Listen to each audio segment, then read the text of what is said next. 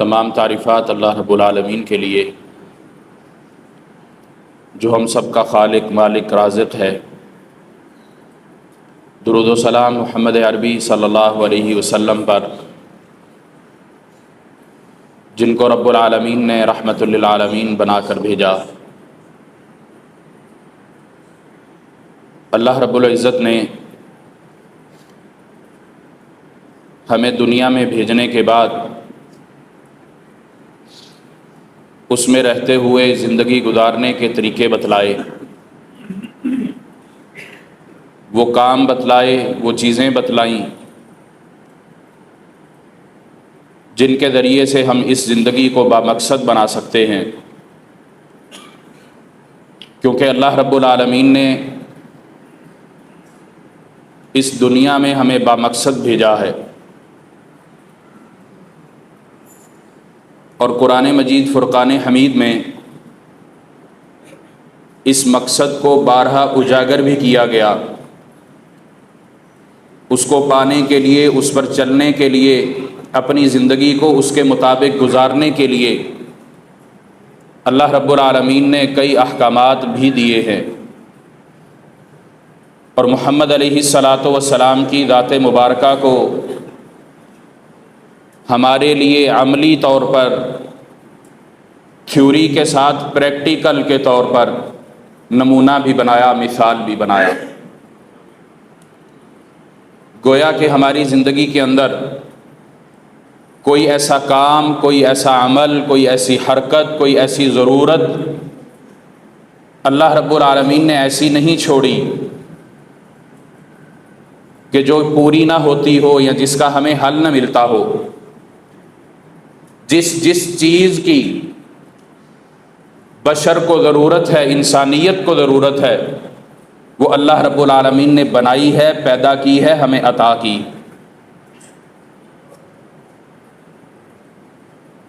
اس ساری تفصیل کے ساتھ جب اللہ رب العالمین نے ہمیں یہ تمام تر سہولیات دی ہیں،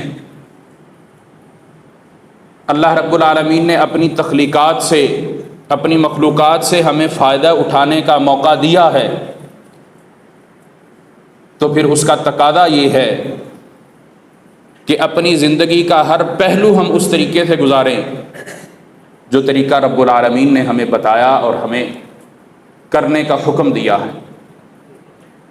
اس میں اپنی مرضی، اپنی منشا، اپنی مراد، اپنی چاہت یہ شامل نہیں ہونی چاہیے۔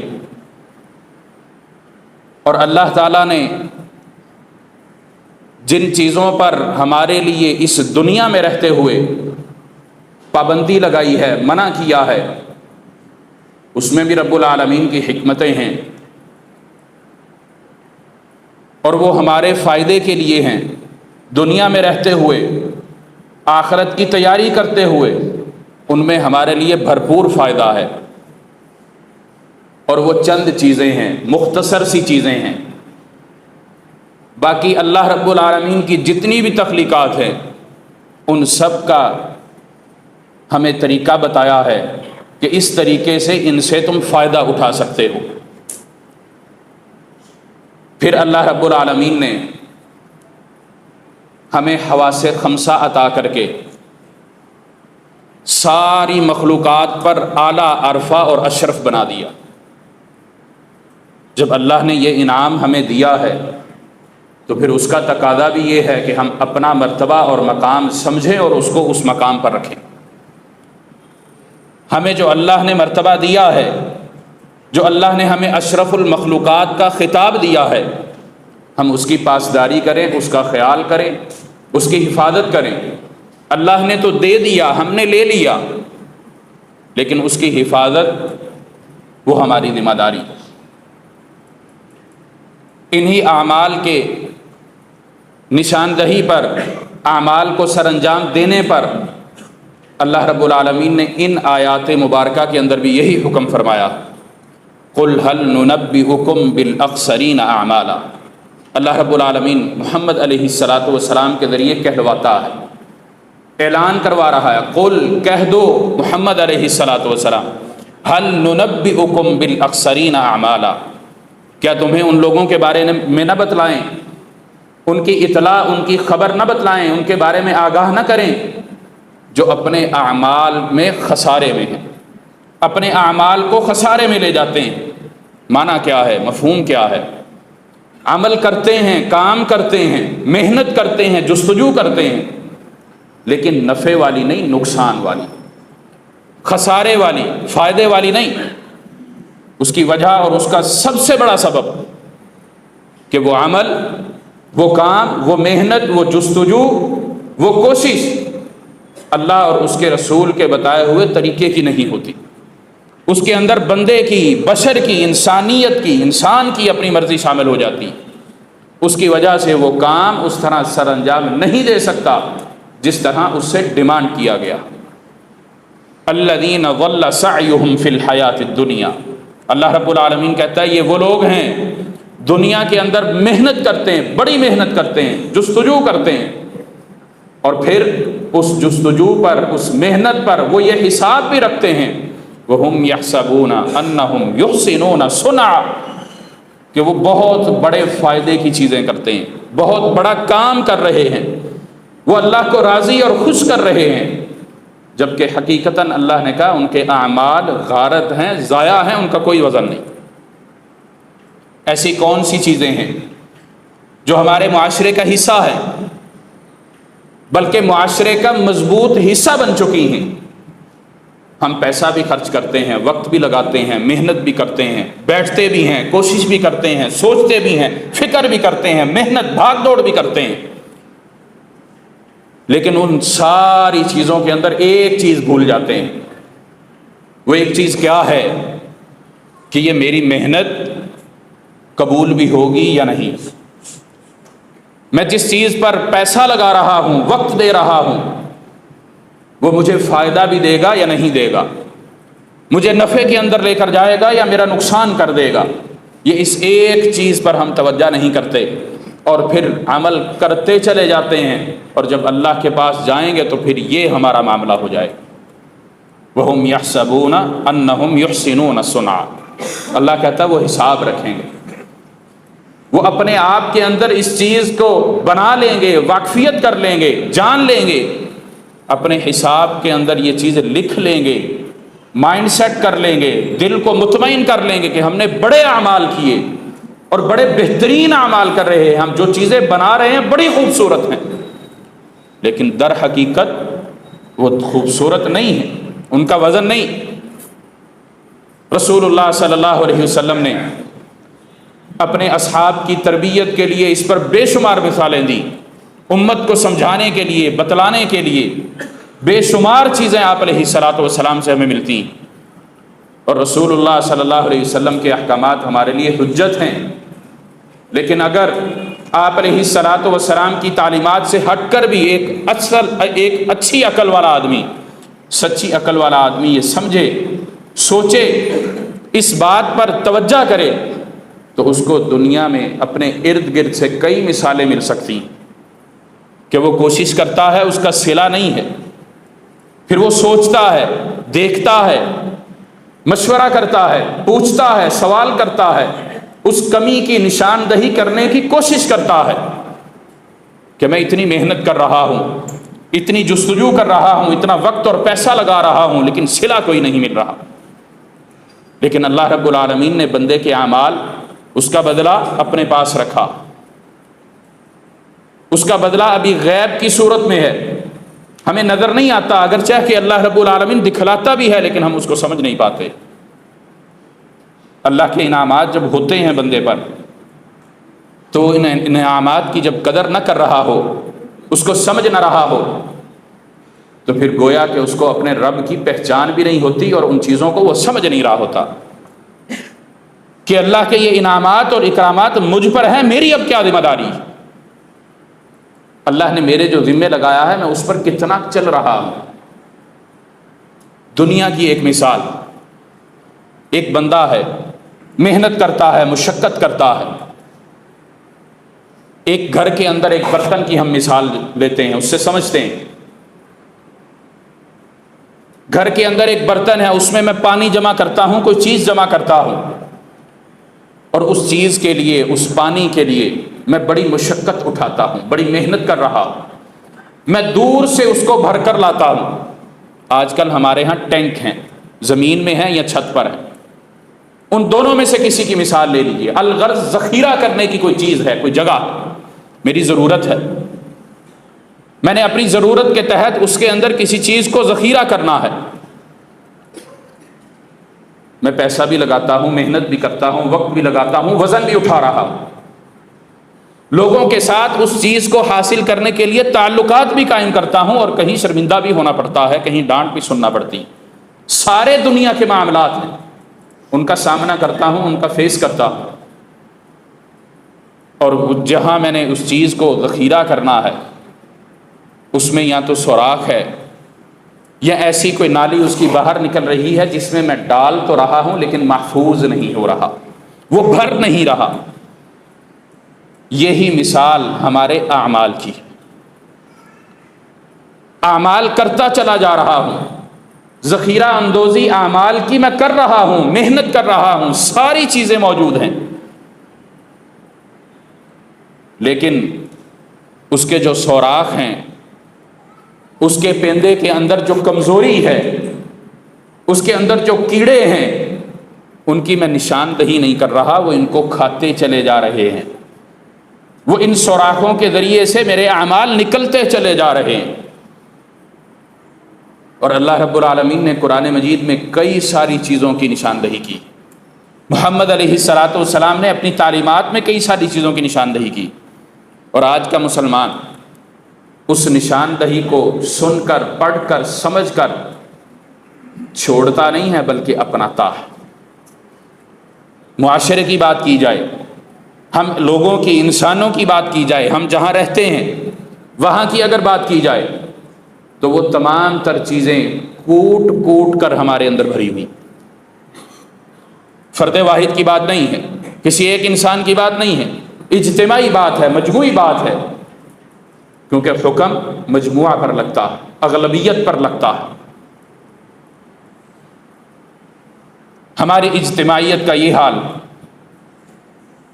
کہ ہم اس مثال پر پورے اترتے ہیں، اعمال کرتے جا رہے ہیں، نامہ اعمال کو بھرنے کی کوشش کر رہے ہیں، لیکن اس کے سوراخوں پر بند نہیں باندھ رہے، پیوند کاری نہیں کر رہے، اس چیز کی نشاندہی نہیں کر پا رہے جس کی وجہ سے ہمارے اعمال کے بارے میں اللہ نے کہا هل ننبئکم بالاخسرین اعمالا۔ وہ اعمال کیا ہیں؟ چند ایک کی طرف میں نشاندہی کرتا ہوں۔ اللہ رب العالمین نے سب سے بڑا جس کو پیندہ کہا، سب سے بڑا سوراخ جس کو کہا ہے وہ شرک ہے، اللہ رب العالمین کے ساتھ شرک ہے۔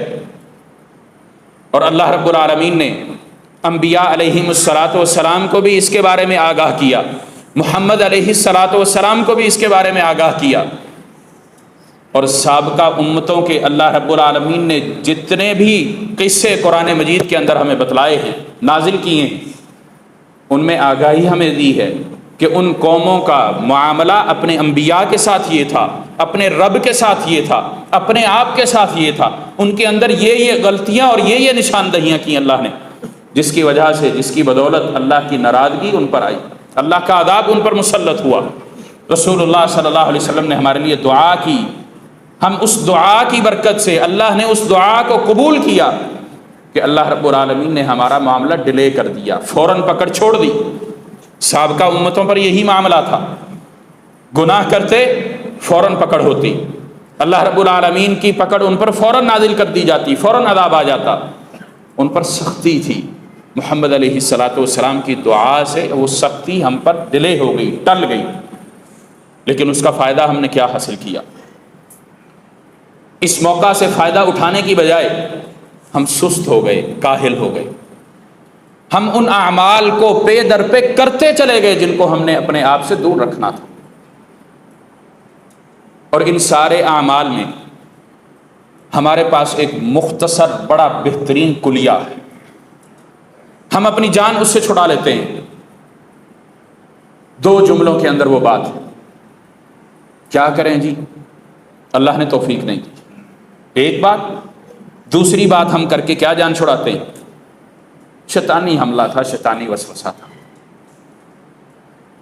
اللہ رب العالمین نے دنیا میں ہمیں بھیجا ہے، اس کے تقاضے ہیں، ہمارا امتحان ہے، ہم امتحانی سینٹر کے اندر بیٹھے ہوئے۔ کیا امتحانی سینٹر میں بیٹھ کر جب طالب علم نقل کرتا ہے تو وہ کیا بات کرتا ہے؟ مجرم کون ہوتا ہے؟ ممتحن سپریڈنٹ کس کو مجرم قرار دیتا ہے؟ نقل کرنے والے کو، یا باہر سے جو اس کی مدد کرتا ہے اس کو؟ باہر سے کرنے والے سے تو اس کا کوئی تعلق نہیں، جو اس سے کمان لے رہا، نقل لے رہا، وہ مجرم ٹھہرتا ہے، کیونکہ وہ امتحانی سینٹر کے اندر موجود ہے۔ اللہ نے ہمیں دنیا میں بھیجا، دنیا میں آنے سے لے کر جانے تک ہم امتحانی سینٹر میں، ہمارا یہ امتحان ہے، نتیجہ وہاں ہے۔ یہ وسوسے، یہ جملے، یہ باتیں، یہ ہمیں نجات نہیں دلائیں۔ اور اللہ رب العالمین کا یہ وعدہ ہے کہ اللہ سے جو بندہ توفیق مانگتا ہے اللہ اس کو دیتا ہے۔ اللہ نے بڑے وعدے طور پر اعلان کیا، ان اللہ لا یغیر ما بقوم حتی یغیروا ما بانفسہم۔ انفسہم، اپنے آپ کو، اپنے نفس کو، اپنی جان کو اگر وہ بدلنا نہیں چاہتا، اللہ کو کیا ضرورت ہے کہ اللہ بدلے؟ اللہ کو قطعاً کوئی ضرورت نہیں۔ اللہ نے حواس خمسہ عطا کر کے عقل سلیمہ اس میں دے کے اب ہمیں آزاد چھوڑ دیا ہے کہ میں جس راستے پر چاہے چلوں، اس کا بدلہ اللہ نے بتا دیا۔ سیدھے راستے کا سیدھا راستہ ہے، دائیں ہاتھ والا راستہ ہے، اس کا نتیجہ اللہ نے بتایا۔ گمراہی کا راستہ ہے، غلط راستہ ہے، بائیں ہاتھ کا راستہ ہے، اس کا نتیجہ اللہ نے بتایا ہے۔ چوائس میری اور آپ کی ہے، پسند میری اور آپ کی ہے۔ میں جس نتیجے کو پانا چاہتا ہوں اس راستے پر میں گامزن ہو جاؤں، اور بندہ جس راستے پر بھی چلے اللہ رب العالمین کی مدد اور نصرت اس کے ساتھ رہتی۔ اگر وہ گمراہی کے راستے پر چلتا ہے اللہ رب العالمین اس کے لیے راستے کھول دیتا ہے، اس کو اچھی لگتی ہے، اور یقیناً اچھی لگتی ہے، کیونکہ انسان جو چیز اپنی آنکھوں سے دیکھتا ہے اس پر زیادہ یقین رکھتا ہے، اس پر زیادہ بھروسہ رکھتا ہے۔ جو چیز اس کو آنکھوں سے نظر نہیں آتی اور اس کو کہا جائے یہ کام کر، اس کا بدلہ ایسے، اور اس کو نظر نہیں آتا، اس پر یقین کرنے میں متذبذب رہتا ہے، اضطراری کیفیت ہوتی، مشکل اس کو یقین آتا، وہ جلدی سے یقین نہیں کر پاتا۔ اور دنیا کے جتنے بھی معاملات ہیں وہ ہم اپنی آنکھوں سے دیکھتے ہیں، اس وجہ سے ان پر زیادہ یقین کر لیتے ہیں۔ اور اللہ رب العالمین کے ہاں جو انعامات اور اکرامات ہیں، خبر رکھنے کے باوجود، علم رکھنے کے باوجود ہم اس پر یقین رکھنے میں کمزور ہو جاتے ہیں۔ جیسے ہی ہمارا یہ یقین کمزور ہوتا ہے ہم پر دنیا کے حملے ہونا شروع ہو جاتے ہیں، ہم پر وہ شیطان، وہ ابلیس جس کا نام لے کر ہم اپنے آپ کو بچانے کی کوشش کرتے ہیں، اس کا غلبہ ہو جاتا ہے۔ اور اس کے بارے میں بھی ہمیں ہمارے رب نے اطلاع کی ہے، بتلایا ہے۔ اس کا وسوسہ آنا، اس کا حملہ آور ہونا، یہ اللہ نے حق رکھا ہے، سچ رکھا ہے، پرکھنے کے لیے کہ کون اس کے ساتھ کا ہے اور کون رحمان کے ساتھ کا ہے۔ امتحانی سینٹر میں یہی مسئلہ ہوتا ہے، سوال درست کرنا ہے، یہ غلط کرنا ہے، دونوں آپشن آپ کے پاس ہیں۔ اللہ رب العالمین نے سورۃ اعراف میں اس کا تعارف بھی کروا دیا، قال فبما اغویتنی لاقعدن لهم صراطک المستقیم۔ یہ اللہ رب العالمین سے ابلیس مردود بات کرتا ہے، اللہ تیرے راستے میں سیدھے چلنے والے جو لوگ ہوں گے میں ان کا ہی راستہ کاٹوں گا، لاقعدن لهم صراطک المستقیم۔ اللہ جو تیرے سیدھے راستے میں ہوں گے ان کا راستہ میں کاٹوں گا، توڑوں گا، یو ٹرن دوں گا، ان کو دائیں بائیں دکھاؤں گا، ان کو ان کی خواہشات کے پیچھے لگاؤں گا، خوبصورت کر کے دکھلاؤں گا، آسانیاں کر کے دکھلاؤں گا، کس لیے کہ وہ میرے ساتھ کے ہو جائیں۔ میں تو دھتکارا گیا ہوں، اب ان کو بھی میں اپنے ساتھ لے جاؤں۔ اللہ نے یہ اعلان کر دیا، بتلا دیا، ہمیں علم دے دیا، تعلیم دے دی۔ ایسا نہیں ہے کہ اللہ نے کوئی چیز مخفی رکھی، ہمیں دنیا میں بھیجنے کے بعد ہمارے امتحان کے سوال اس طرح کے ہیں جن کے بارے میں ہمیں علم نہیں، وہ دنیا کے امتحان ہوتے ہیں، اللہ کے امتحان ایسا نہیں۔ ثم لآتینہم من بین ایدیہم ومن خلفہم وعن ایمانہم وعن شمائلہم، چاروں سمتوں کا ذکر کہ میں ان کے سامنے سے بھی آؤں گا، پیچھے سے بھی آؤں گا، دائیں اور بائیں سے بھی آؤں گا۔ چاروں سمتوں سے جب حملہ آور ہے وہ، تو پھر ہماری کیا ذمہ داری ہے کہ ہم اپنی چاروں سمتوں کے ارد گرد مضبوط حصار قائم کریں، مضبوط قلعے کی دیواریں کھڑی کریں، اور وہ اللہ اور اس کے رسول کی اطاعت میں ہے، اس کے ساتھ اپنے تعلق کی مضبوطی میں ہے۔ اللہ نے جن وعدوں کا ذکر ہم سے کیا ہے ان پر یقین رکھنے کی وجہ سے وہ حصار قائم ہو، اور ان اعمال کی بدولت وہ حصار قائم ہوگا جو اعمال ہمارے خزانے کو بھریں گے، ہمارے نامہ اعمال کو بھرنے والے ہوں گے۔ ان سوراخوں کو بند کر کے ان کے اندر اعمال کو جب ہم ذخیرہ کریں گے تو پھر وہ بڑھے۔ اور اللہ رب العالمین کا وعدہ حق اور سچ ہے، اور اسی آیت میں اللہ رب العالمین نے ایک چیز کی نشاندہی بھی کروا دی، وَلَا تَجِدُ أَكْثَرَهُمْ شَاكِرِينَ۔ ابلیس کے پیچھے لگنے والے، اس کی بات ماننے والے، اپنے آپ کو الفاظ کا دھوکہ دینے والے، ان کی ایک نشانی خود ابلیس نے یہاں بتا دی، وَلَا تَجِدُ أَكْثَرَهُمْ شَاكِرِينَ۔ اللہ رب العالمین نے اس کی بات، اس کو جو بات تھی وہ بات بتلائی ہے کہ تو اکثریت کو اپنا شکر گزار نہیں پائے گا، اور اگر اس کی مثال لینا شروع کریں تو بے شمار مثالیں مل جائیں۔ اچھا بھلا بندہ، صحت مند بندہ، کھاتا پیتا انسان، کوئی پریشانی نہیں، کوئی فکر نہیں، کوئی ٹینشن نہیں، کوئی بیماری نہیں، پھر بھی اللہ کا شکر ادا کرنے میں کمزور ہے، کمی کرتا ہے، اور جبکہ اللہ کا وعدہ بھی ہے لَإِن شَكَرْتُمْ لَأَزِيدَنَّكُمْ وَلَإِن كَفَرْتُمْ إِنَّ عَذَابِي لَشَدِيدٌ۔ ہم نے تو اپنے ہاتھوں سے اپنے آپ کو ہلاکت میں ڈالا ہے، اللہ کے ان وعدوں کو چھوڑ کر، اللہ رب العالمین کی ان وعیدوں کو تھام کر، پکڑ کے، ہم نے خود اپنی جماعت کو اللہ سے دشمنی والی جماعت بنایا ہے۔ ہم آج پریشان ہیں، سمجھ نہیں آتی معاملہ کیا ہے۔ یقیناً یہ فتنوں کا دور ہے، لیکن ان فتنوں کے دور کے اندر بھی ایمان کی سلامتی پر اللہ کے ہاں انعام بڑا ہے، اور اگر ان فتنوں کے ساتھ ہی انسان بہہ گیا تو پھر اس کا بدلہ بھی اللہ کے ہاں موجود ہے۔ صرف اس ایک چیز کی اگر ہم خبر گیری کر لیں، اللہ رب العالمین نے جو اس آیت مبارکہ کے اندر نشاندہی کی ہے، وَلَا تَجِدُ أَكْثَرَهُمْ شَاكِرِينَ، اکثر شکر گزار نہیں ہوں گے، اللہ کا شکر ادا کرنے والے نہیں ہوں گے۔ میں اور آپ، ہمارا معاشرہ بطور امت، بطور قوم، بطور مسلمان، ہم رب العالمین کا کتنا شکر ادا کرتے ہیں؟ اس کا شکر ادا کرتے ہوئے ہم اپنے معاملات کی سرانجامی کس طرح لیتے ہیں؟ ہمیں فرق پتہ چل جائے گا، ہمیں اپنی پریشانیوں کا تدارک مل جائے گا، علاج مل جائے گا، اور اگر اس کو تلاش کرنے کی جستجو ہم نے نہیں کی، توجہ نہیں کی، تو زندگی اللہ نے دی ختم بھی ہو جانی، دنیا میں آئے ہیں چلے بھی جائیں گے۔ اور اگر ان کی نشاندہی کر کے ہم اس کا علاج کرنے میں کامیاب ہو گئے تو پھر دنیا میں بھی ہم فلاح والے ہیں اور آخرت میں بھی ہم فلاح والے ہیں۔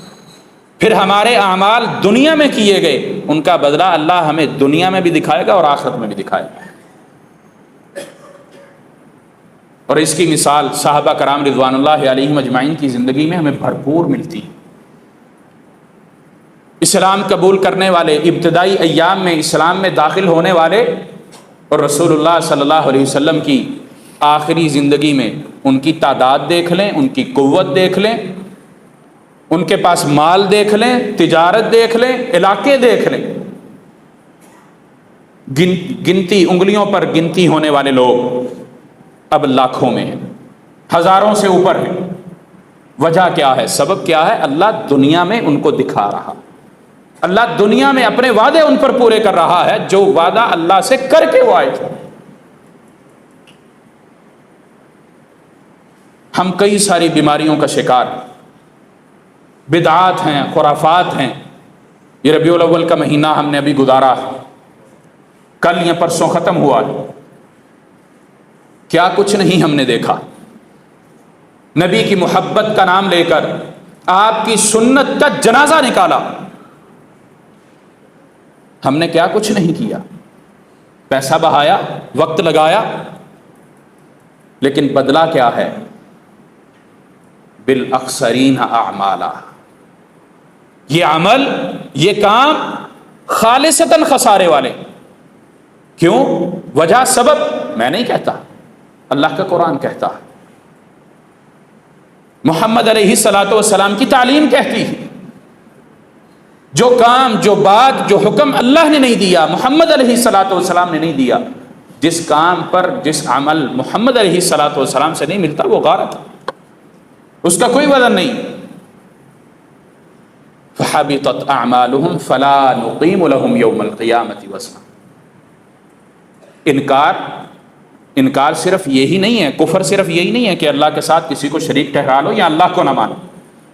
انکار کفر کی ایک شکل یہ بھی ہے کہ ہم اللہ کے احکامات کی نافرمانی کریں، اس کا انکار کریں۔ کفر کا معنی انکار بھی۔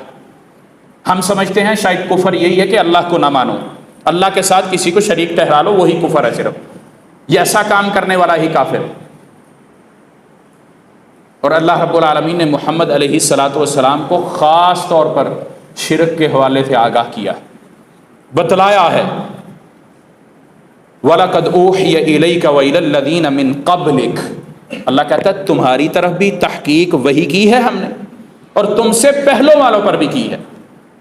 من قبلک، محمد علیہ الصلوۃ والسلام سے پہلے جو انبیاء گزرے ہیں ان پر بھی اللہ نے وحی کی، اللہ نے یہ اطلاع دی، یہ بتلا دیا، اور ساتھ ہی تنبیہ بھی کر دی، لَإِنْ أَشْرَكْتَ لَيَحْبَطَنَّ عَمَلُكَ۔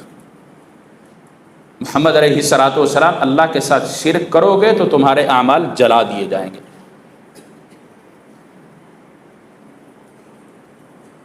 اللہ رب العالمین نے دیگر کئی مقامات پر بھی یہ لفظ استعمال کی، اعمال کو جلا دینا۔ جب کسی چیز کو جلا دیا جائے تو اس کی راکھ بھی باقی نہیں بچتی۔ بڑا پہاڑ ہے، وزنی ہے، اس کو کوئی ہلا نہیں سکتا، لیکن اگر اس کو آگ لگ جائے، اس کو جلا دیں، اس کے بعد اس کو اٹھا کر دیکھیں۔ جو پتھر پہلے 10 لوگ نہیں اٹھا سکتے تھے، اب ایک آدمی اٹھا لے گا، اس کا وزن ہی ختم ہو گیا۔ یہ ہم نے اپنی آنکھوں سے مشاہدہ کیا، خود تجربہ کیا۔ مدینہ منورہ میں جو آگ لگی تھی اس میں ایک پہاڑ جلا تھا، مسجد نبوی کے ساتھ ساتھ، ابھی وہ پہاڑ ختم کر دیا ہے۔ اس کے بارے میں آگاہ نہیں تھا کہ یہ وہ پہاڑ ہے، ایسے ہم وہاں گئے، ہم نے کہا یہ پتھر بہت زیادہ کالا ہے، مدینہ میں اتنے کالے تو ہے نہیں، اور پھر اس میں سوراخ بھی ہے، بڑا عجیب پتھر ہے۔ اب ہمیں معلوم نہیں تھا کہ یہ یہاں تک بھی وہ آگ لگی۔ وہ پتھر بڑا پتھر تھا، اس کو اٹھانے لگے، بالکل ہی ہلکا، لائٹ ویٹ، وزن ہی نہیں ہے اس کا۔ وجہ، سبب، اس کو آگ کھا گئی تھی۔ حبطت اعمالک لئن اشرکت لیحبطن عملک، جتنے بھی عمل ہوں گے، پہاڑ جتنے عمل ہوں گے، سب کے سب غارت ہو گئے۔ اور محمد علیہ الصلوۃ والسلام نے فرمایا اگر تہامہ پہاڑ جتنا بڑا عمل بھی لے کر آئے گا، اور اس کے اندر یہ خرابیاں، یہ بیماریاں موجود ہوں گی، اللہ اور اس کے رسول کے بتائے ہوئے طریقے پر نہیں ہوگا، اس کو غارت کر دیا جائے گا، اڑا دیا جائے گا، اس کا کوئی وزن نہیں ہوگا۔ اور معاشرے کی دیگر بیماریاں، صرف انکار ہی نہیں ہے، ہم معاشرے کی چھوٹی چھوٹی بیماریوں کا شکار ہیں۔ جھوٹ بولنے کی بیماری میں ہیں، غیبت، چغلی، بہتان کی بیماری میں ہیں، اور اسی طرح گمان، ظن، اس کی بیماری میں ہیں، ناپ تول کی کمی کی بیماری میں ہیں۔ دوسرے کے بارے میں ہم وہ خیالات لے کر اپنے اندر بیٹھے ہوئے ہوتے ہیں جن کا تصور بھی نہیں ہوتا۔ محمد علیہ الصلوۃ والسلام کی یہ تعلیمات نہیں، اور یہ وہ چیزیں ہیں، یہ وہ باتیں ہیں جن کی نشاندہی رب العالمین نے قرآن مجید میں کی۔ اگر اعمال کی ہم حفاظت چاہتے ہیں، ان کو محفوظ رکھنا چاہتے ہیں، تو پھر ہمیں ان چیزوں کی نشاندہی کر کے اپنے اندر سے نکالنا پڑے گا۔ اور اللہ رب العالمین نے ان چیزوں کی نشاندہی میں ہماری بہت ساری چیزیں مددگار بنائی ہیں۔ اللہ کا حکم تعلیم، محمد علیہ الصلاۃ والسلام کا حکم تعلیم، آپ کا عمل، اور پھر گزشتہ اقوام کی مثالیں، پھر محمد علیہ الصلاۃ والسلام کے اصحاب کے درمیان ہونے والے واقعات، یہ ساری چیزیں ہمارے لیے نمونہ ہیں۔ بندہ شاید سمجھتا ہے کہ وہ صحابہ کا دور تھا، محمد علیہ الصلاۃ والسلام ان کے راہبر اور رہنما تھے، ان کے استاد اور ٹیچر تھے، ان کی جو تربیت ہوئی وہ رہتی دنیا تک نہیں ہو سکتی، کوئی شک نہیں۔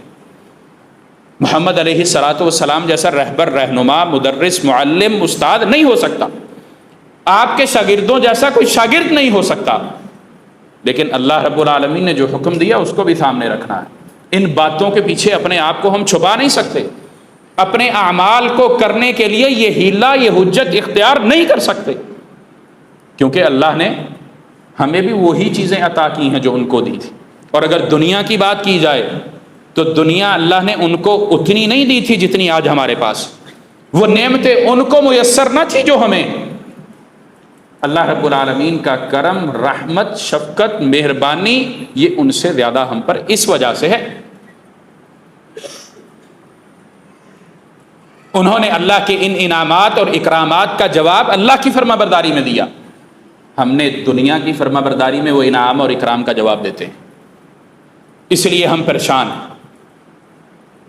محمد علیہ الصلاۃ والسلام کی سنت محبت کرنے سے اس وقت ہی ہم قائم ہوں گے، اس وقت ہم ثابت ہوں گے، اس وقت اس پر ثبوت دے سکیں گے جب ہم آپ کی محبت کا جواب آپ کی سنت پر عمل کر کے دیں، معاشرے کی برائیوں میں بہہ کر نہیں، ان ناسوروں کے اندر اپنے آپ کو زخم لگوا کر نہیں۔ اور اس میں بہت ساری اس طرح کی چیزیں جن کی نشاندہی ہو سکتی، بندہ اگر سوچے خود نشاندہی کر سکتا ہے، لیکن ضرورت ہے ان کو نشاندہی کر کے چھوڑنے کی۔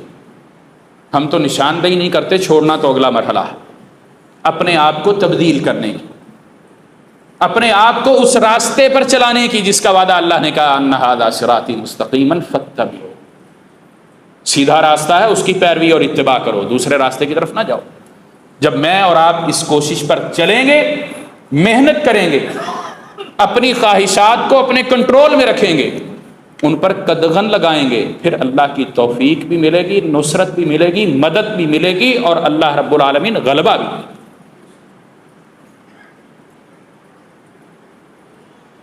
اللہ رب العالمین نے غلبہ دینے کا کسی ایک سے وعدہ نہیں کیا کہ صرف بس اس کو میں نے غلبہ دینا ہے، صحابہ کو دے دیا تھا، آدھی دنیا پر وہ حکومت کر گئے، اب مسلمانوں کا غلبہ نہیں۔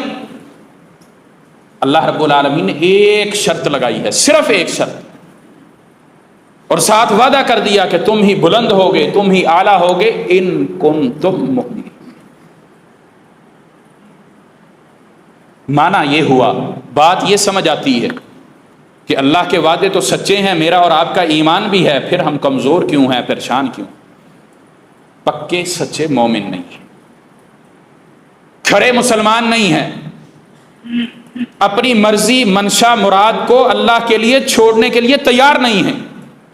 جب یہ خامیاں، یہ کوتاہیاں ہمارے اندر موجود ہیں تو پھر ہمیں ان پریشانیوں پر پریشان بھی نہیں ہونا چاہیے، یہ ہماری اپنے ہاتھوں کی بنائی ہوئی، وہ اللہ کی آیات کا انکار ہو یا محمد علیہ الصلاۃ والسلام کی سنت کے اندر تبدیلی ہو، یہ ساری ہماری اپنی کی ہوئی ہیں، اور اس کا بدلہ اللہ نے دینا ہے۔